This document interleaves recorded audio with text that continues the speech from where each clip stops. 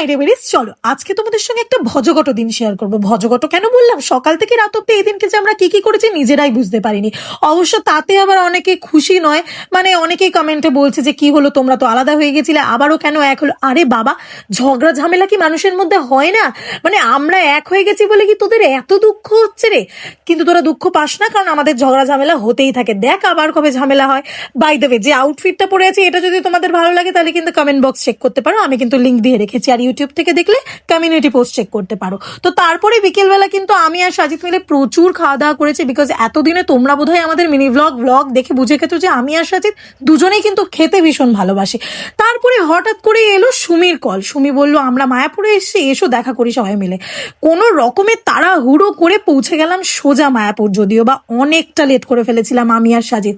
তারপরে যাওয়ার পর একটু ঢংচং করে আমি সুমি একটু রিল বানালাম, আড্ডা মারলাম জমিয়ে। সেরম কোনো ফুটেজ অবশ্য গল্পের ছলে আর নেওয়াই হয়নি। তারপর প্রায় রাত 10টা বাজে বাড়ি ফিরলাম সবাইকে টাটা বলে। তো এইভাবেই গল্প আড্ডার মাঝখানে আমাদের দিনটা শেষ হলো। বাই দ্য ওয়ে, আমি এখন থেকে ভাবছি এরকম ছোটখাটো মিনি ব্লগ শেয়ার করবো, তোমরা সেটা দেখতে চাও কিনা কমেন্টে জানি।